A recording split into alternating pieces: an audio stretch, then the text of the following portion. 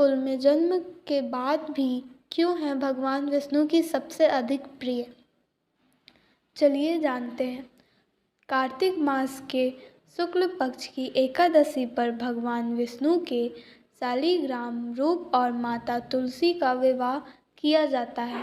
कई लोग दर्शी तिथि पर भी तुलसी विवाह करते हैं। तुलसी भगवान विष्णु को अत्यधिक प्रिय है। तुलसी ने बिना भगवान विष्णु भोग स्वीकार नहीं करते हैं। तुलसी पूर्व जन्म में एक लड़की थी जिनका नाम वृंदा था, जिनका जन्म राक्षस कुल में हुआ था। आगे पर राक्षस कुल में जन्म के बाद भी क्यों तुलसी भगवान को अत्यधिक प्रिय थी? तुलसी पौधा पूर्व जन्म में एक लड़की थी जिनका नाम वृंदा था। राक्षस कुल में जन्मी यह बच्ची बचपन से ही भगवान विष्णु की भक्त थी। जब वह बड़ी हुई तो उनका विवाह राक्षस कुल में ही दानव राज जनार्दन से संपन्न हुआ। राक्षस जनार्दन समुद्र में उत्पन्न हुआ था। वृंदा बड़ी हुई प्रतिवर्ष स्त्री सदा अपने पति की सेवा किया करती थी। एक बार देवताओं और राक्षसों में युद्ध हुआ। जब जनार्दन युद्ध पर जाने लगे तो वृंदा ने कहा, स्वामी आप युद्ध पर जा रहे हैं, आप जब तक युद्ध में रहेंगे मैं पूजा में बैठकर आपकी जीत के लिए अनुवाद करूंगी।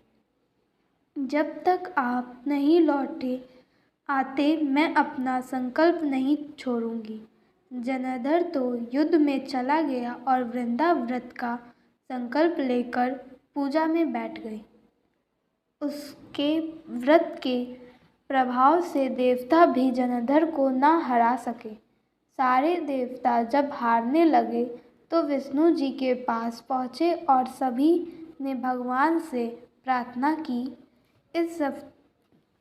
भगवान बोले, वृंदा मेरी परम भक्त है, मैं उसे चल नहीं सकता। इस पर देवता बोले कि भगवान दूसरे कोई उपाय हो तो बताइए, लेकिन मदद जरूर करें। इस पर भगवान विष्णु ने जनार्दन का रूप धारण किया और वृंदा के महल में पहुंच गए। वृंदा ने जैसे ही अपने पति को देखा तो तुरंत पूजा में से उठ गई और उनके चरण में को छूने लगी। इधर वृंदा का संकल्प टूटा, उधर युद्ध में देवताओं ने जनार्दन को मार दिया और उसका सिर काट कर अलग कर दिया। जनार्दन का कटा हुआ सिर जब महल में आ गिरा तो वृंदा ने आश्चर्य से भगवान की ओर देखा, जिन्होंने जनार्दन का रूप धार रखा था।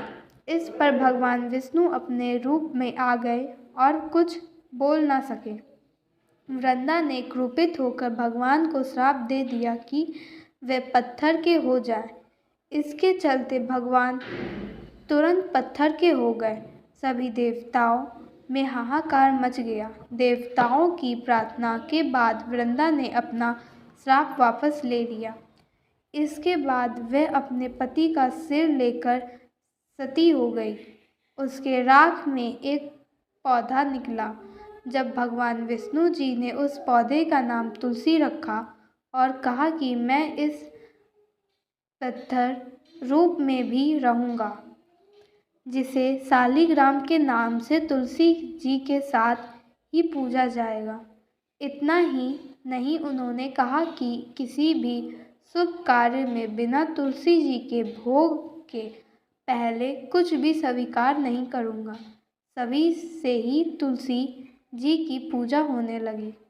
कार्तिक मास में तुलसी जी का विवाह शालिग्राम जी के साथ किया जाता है। साथ ही देव उठनी एकादशी के दिन इन्हें तुलसी विवाह का रूप में मनाया जाता है।